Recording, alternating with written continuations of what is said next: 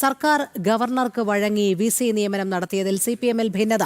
സിസ തോമസിന്റെ വി.സിയായി നിയമിച്ചതിലും അനിൽകുമാറിനെ രജിസ്ട്രാർ സ്ഥാനത്ത് നിന്ന് മാറ്റിയതിലും പാർട്ടിയിൽ വിമർശനം. സംസ്ഥാന സെക്രട്ടേറിയറ്റ് യോഗത്തിലാണ് വിമർശനം ഉയർന്നത്.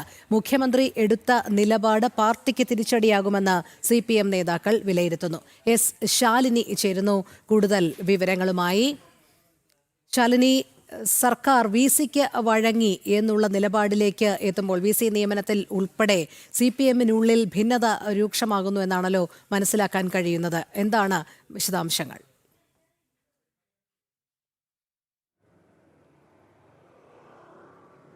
ആരോഹിണി, ചാൻസലർ കൂടിയായ സംസ്ഥാനത്തെ ഗവർണർ രാജേന്ദ്ര വിശ്വനാഥ് അർലേക്കർക്ക് മുന്നിൽ സംസ്ഥാന സർക്കാർ മുട്ടുമടക്കി എന്ന രീതിയിൽ വലിയ രീതിയിൽ സർക്കാരിന് വിമർശനം നേരിടുന്നുണ്ട്.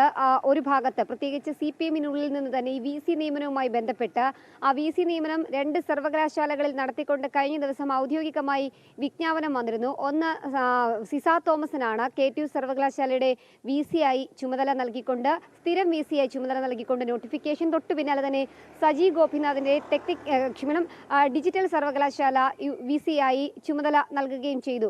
ഈ തീരുമാനത്തിന് പിന്നാലെയാണ് തിങ്കളാഴ്ച ചേർന്ന സംസ്ഥാന സെക്രട്ടേറിയറ്റിൽ മുഖ്യമന്ത്രിക്കെതിരെ കനത്ത വിമർശനം, ഒപ്പം തന്നെ ഭിന്ന അഭിപ്രായം, അതൃപ്തിയൊക്കെ തന്നെ CPM-നുള്ളിൽ നിന്ന് തന്നെ ഉയർന്നു വന്നിട്ടുള്ളത്. അതായത് നിലവിൽ സുപ്രീം കോടതിയിൽ ഇരിക്കുന്ന ഒരു കേസാണ്. ആ കേസിൽ ഇത്ര തിരക്കിട്ട് എന്തിനൊരു സമവായത്തിലേക്ക് സർക്കാർ പോയി എന്നുള്ളതാണ് സെക്രട്ടേറിയറ്റ് അംഗങ്ങൾ ചോദിക്കുന്നത്.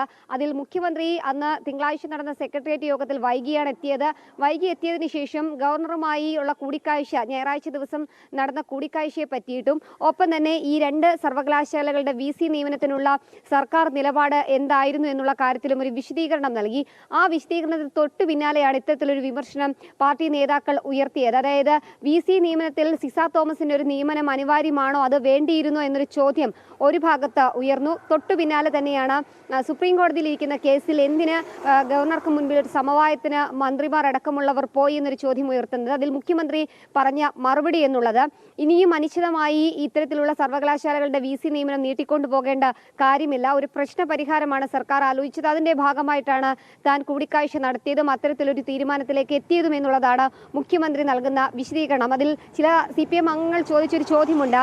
PM ശ്രീ പദ്ധതിയുമായി ബന്ധപ്പെട്ട് ആദ്യം ഒപ്പുവെച്ചു, പിന്നീട് ഉണ്ടായ നടപടികൾ, വിമർശനങ്ങൾ, പിന്നീട് ആ പദ്ധതിയിൽ നിന്നും സർക്കാർ പിന്നുപോയ രീതിയിലുള്ള പ്രതികരണങ്ങൾ, ഒപ്പം തന്നെ CPI-യുടെ വിമർശനങ്ങൾ, പ്രതിഷേധങ്ങൾ അടക്കമുള്ള കാര്യങ്ങൾ ചൂണ്ടിക്കാട്ടിക്കൊണ്ട് തന്നെയാണ് ഈ വി.സി നിയമന വിഷയം സെക്രട്ടേറിയറ്റിൽ വലിയ ചർച്ചയ്ക്ക് വഴിവെക്കുകയും ചെയ്തിട്ടുള്ളത്. എന്തായാലും അനുനയ നീക്കം നടക്കുന്നു. ഒപ്പം തന്നെ 2 സർവകലാശാലകളുടെ വി.സി നിയമനം പൂർത്തീകരിക്കുന്നു. കൂടാതെ തന്നെ മറ്റ് സർവകലാശാലകളും സമാനമായ രീതിയിൽ അനുനയ നീക്കം നടത്തുമെന്ന് ഉന്നത വിദ്യാഭ്യാസ മന്ത്രി ആർ ബിന്ദു അടക്കമുള്ളവർ കഴിഞ്ഞ ദിവസം പറയുകയും ചെയ്തു. ഇതിനിടയിലാണ് ഒരു വിഭാഗം CPM നേതാക്കൾ ഇത്തരത്തിൽ അതൃപ്തി രേഖപ്പെടുത്തിക്കൊണ്ട് രംഗത്തേക്ക് എത്തുന്നത്. എന്തായാലും മുഖ്യമന്ത്രി നിലപാട് അറിയിച്ചതോടുകൂടി ഇനി ഇക്കാര്യത്തിൽ ഒരു ചർച്ച ഉണ്ടാകില്ല എന്നുള്ളതാണ് നമ്മൾ പ്രതീക്ഷിക്കുന്നത്. അതിന് തൊട്ടു പിന്നാലെ തന്നെയാണ് KS അനിൽകുമാർ തിരുവനന്തപുരത്ത് പ്രത്യേകിച്ച് കഴിഞ്ഞ ദിവസങ്ങളിൽ നടന്ന ചില വിവാദങ്ങളുമായി ബന്ധപ്പെട്ട് ഭാരതാംബ വിഷയത്തിലടക്കം ഇടപെട്ട കേരള സർവകലാശാലയിലെ രജിസ്ട്രാർ കൂടിയായിരുന്ന KS അനിൽകുമാറിനെ അദ്ദേഹത്തിന്റെ മാതൃസ്ഥാപനമായ DB കോളേജിലേക്ക് പ്രിൻസിപ്പളായി തന്നെ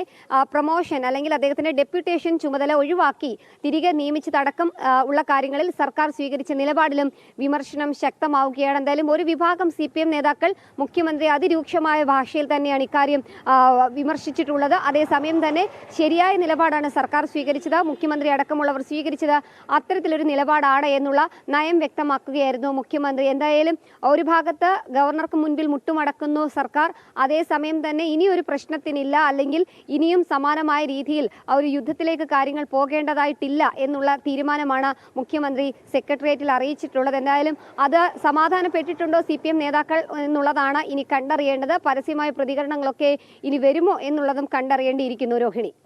ശരി, ശാലിനിയാണ് വിവരങ്ങൾ നൽകിയത്.